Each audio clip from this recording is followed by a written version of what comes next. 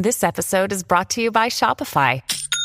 Forget the frustration of picking commerce platforms when you switch your business to Shopify, the global commerce platform that supercharges your selling wherever you sell. With Shopify, you'll harness the same intuitive features, trusted apps, and powerful analytics used by the world's leading brands. Sign up today for your $1 per month trial period at shopify.com/tech, all lowercase. That's shopify.com/tech. This episode is brought to you by La Quinta by Wyndham. Your work can take you all over the place, like Texas. You've never been, but it's going to be great because you're staying at La Quinta by Wyndham. Their free Bright Side breakfast will give you energy for the day ahead. And after, you can unwind using their free high-speed Wi-Fi. Tonight, La Quinta. Tomorrow, you shine. Book your stay today at lq.com. This is Optimal Living Daily, episode 3229, Set Your Defaults, by Colin Wright of exilelifestyle.com. And I'm your narrator, Justin Malik, reading you blogs every single day of the year, including holidays. We're going to get right to today's post as we optimize your life. Set Your Defaults, by Colin Wright of exilelifestyle.com. Years ago, I turned off the notifications on my phone. Today, except for rare moments when I'm waiting on a call or have an alarm set so I don't miss a flight, those notifications stay turned off. We don't recognize, I think, how much power we have over the tools we use every day. For many people, over time, these tools come to represent something other than what they are. They cease to be portals into a wider world, connecting us with knowledge and people to which we would otherwise be ignorant. These pocketable supercomputers are no longer thought of as always accessible lines between us and our loved ones, regardless of where we happen to be in the world. Instead, they've come to represent contracts and responsibilities, the exchange of our time for money, our energy for money, our youth for money. Phones and computers and social networks and the internet and all the little blooping devices that fill our lives are opportunities. They have the potential to empower, so long as we're willing to see them as amplifiers instead of anchors, dream expanders, not dream dampeners. The best way to remind ourselves of this and establish a healthy relationship with our technology is to ask ourselves, why? Why are we using these little gizmos? What's the purpose of our interactions with them? For some, it's purely mercenary. I have a phone because work might call, a client might call, some other commitment, be it work or relationship related, might call. For others, it started out as magic and became something else entirely.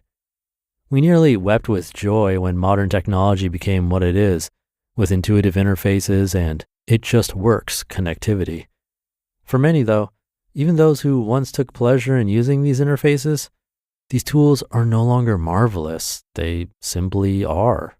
They're convenient things that can entertain us when we might otherwise have to interact with our environments. Things that connect us to a wider network, certainly, but a network we fail to make use of beyond what we're forced into. The expected exchange of likes, swiping our judgment of people left or right, sending DMs and pings and emoji-enhanced words to those outside our network, hoping to make a connection, struggling to regain some semblance of the magic we once experienced while plugged into this globe-straddling network of wonders that is now perceived as little more than a public utility. I think it's wonderful that these tools have become, in many societies, so ubiquitous that we can afford to take them for granted. I also think it's remarkable that they've become such an integral part of social interactions that it's difficult to draw a line between real-world relationships and those that exist online, in-app, on-platform. These tools give us powers, if we choose to acknowledge them as such. But in order to fully benefit from these heightened abilities, we have to lay out guidelines, set limits. Like any good relationship, we have to notice the big picture, take a good long look at ourselves, and be honest about what we need and what we don't want. We have to identify which aspects of this cybernetic future make sense for our goals, for our next steps, and which are just gimmicks that keep us engaged in measurable ways so that some business entity can make more advertising revenue from your attention. In practice, this means identifying how you're currently interacting with technology and working through your options. Chances are your devices have all kinds of notification silencers and app-specific switches you've never flipped. On your phone, on your computer, on your tablet, on your smartwatch, explore these options. Throw some digital levers. If you're anything like me, you'll find at least one that stops your device from doing that annoying thing you've always felt too busy to figure out how to stop. You can play with other knobs and buttons while you're there to see what options you have that you never considered before. Change your ringtone. Turn it off maybe. Set a time period each day for it to be absolutely silent. The robots haven't taken over yet. Exercise your authority over them while you can. This is also a good time to assess what your gadgets could be doing for you that they currently aren't.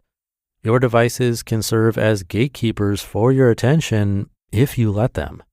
Figure out which means of communication is the most practical and the least stressful for your day and demeanor, and make that the most ideal option for others to use. I hate receiving phone calls, for instance. One way to keep people from calling you is to set up a voicemail box that makes it clear that you're far more likely to respond to email in a timely fashion. Set your defaults and limits to something ideal, then allow the world to reshape itself around you and your needs rather than the other way around. It's important not to let this sit by the wayside undone. We have all of this power, much of it unused, and many of us are allowing it to eat us alive. We allow these augmented relationships we have with each other, with the world, with the whole of human knowledge, to shape us in ways that leave us rattled and scattered and worried that we'll miss an important notification about whatever. In almost every case, these notifications are not important. They don't warrant the stress we've allotted them. Do this now, or make it part of a larger plan to reset to 0 if you have to. Either way, make yourself aware of your vast powers, assess which of your needs are not being served, and embrace the full scope of your cybernetic capabilities. Utilize your customization might. There's no reason these tools should be using you. Retake control of your digital life and be a serf no longer to the authoritarian pings that have come to negatively sway your day. You just listened to the post titled Set Your Defaults by Colin Wright of exilelifestyle.com, and I'll be right back with my commentary.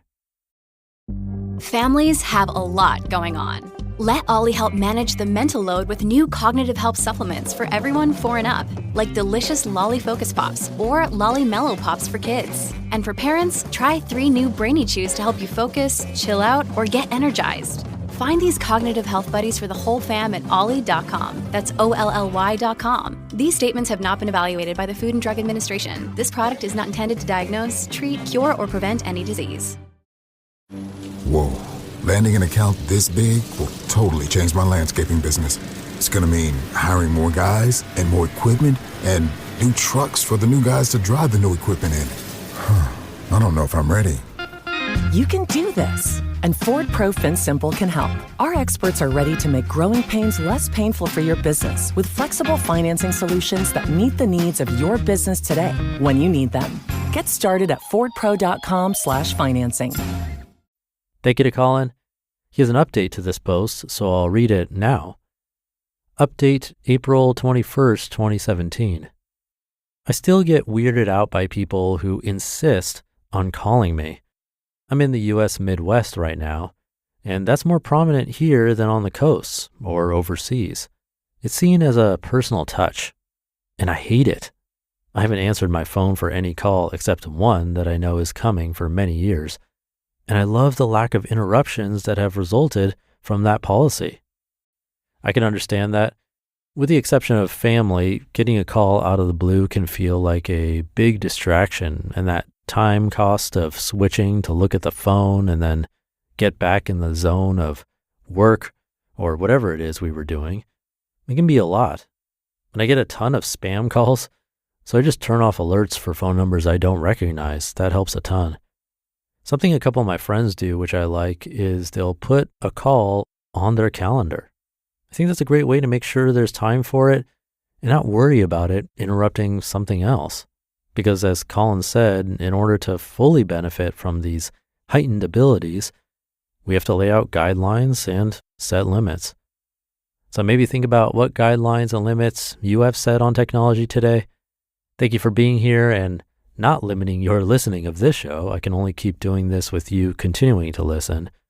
Wishing you a great rest of your day and week and month and year, of course. And I'll see you tomorrow as usual, where your optimal life awaits.